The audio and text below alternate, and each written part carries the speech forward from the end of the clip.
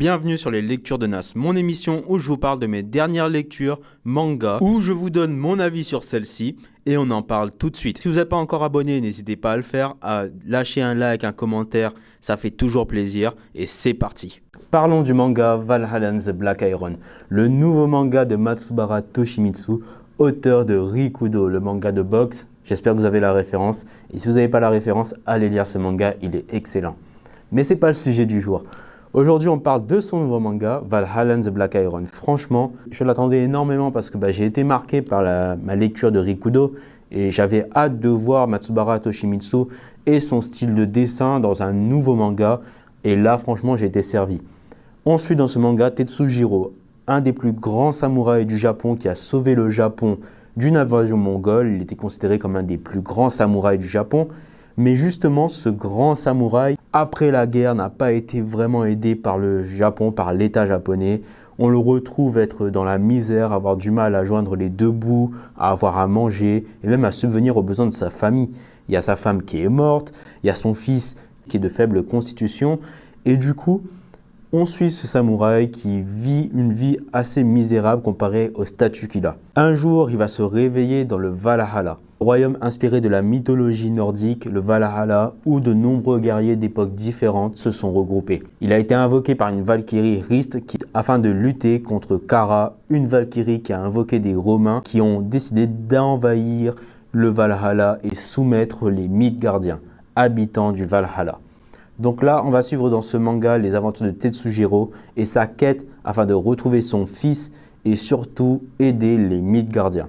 Alors, franchement, pour le premier tome, j'ai été servi. J'ai été servi au niveau des dessins. Matsubara Toshimitsu, c'est un excellent dessinateur. Le chara-design de ses persos, je suis fan. Seul bémol, c'est que le manga a été stoppé au Japon et du coup, j'ai peur qu'il n'ait pas eu l'occasion de développer toutes les idées. Parce que franchement, un manga où tu rassembles des guerriers d'époques différentes, franchement, il y a moyen de faire un truc intéressant. Pour le premier tome, je trouve que le taf est fait. On a l'intrigue autour des Midgardiens qui subissent l'invasion des Romains suite à l'invocation de ceux-ci par Kara, la Valkyrie qui les a invoqués. Et je trouve que Tetsujiro, il y a une petite évolution dans le personnage parce que de base, lui, tout ce qu'il a importé, c'était le sort de sa famille, le sort de son fils. Après la guerre, il a un peu perdu de vue son objectif qui était de protéger et aider son prochain.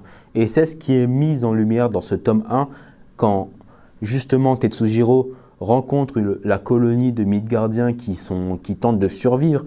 En se souvenant de son fils qui avait une certaine fierté malgré sa faible constitution et surtout l'envie d'aider son prochain, malgré le fait qu'il n'ait pas de moyens, je trouve que là, on a un personnage qui retrouve l'état d'esprit qu'il avait pendant la guerre et j'espère qu'il va continuer à aller sur ce chemin. Je trouve que c'est dommage qu'on n'ait pas eu plus de 6 tomes. Pour un début, c'est très bien. Au niveau des scènes d'action, franchement, c'est un maître. C'est un maître dans le dessin, c'est fort et on sent qu'il a été influencé par son sensei. Il a été assistant sur Kingdom avec Yasuhisa Hara. Franchement, pas besoin de le présenter, un des meilleurs dessinateurs de manga à l'heure actuelle, avec son manga Kingdom, et on sent l'inspiration Kingdom au niveau des scènes d'action, quand il y a des découpes de persos, franchement c'est super. L'utilisation du lore de la mythologie nordique avec le Valhalla, les créatures du Valhalla, c'est super. L'arbre monde, il fait un taf de fou et il place bien les refs historiques. On a des Romains dans le premier tome notamment avec Crassus, un des hommes les plus importants de l'histoire de Rome. Donc franchement, j'ai hâte de voir les prochains guerriers qui vont arriver. Peut-être qu'on aura peut-être des Français, je sais pas, on verra bien. Mais voilà, pour un début, c'est déjà très bien.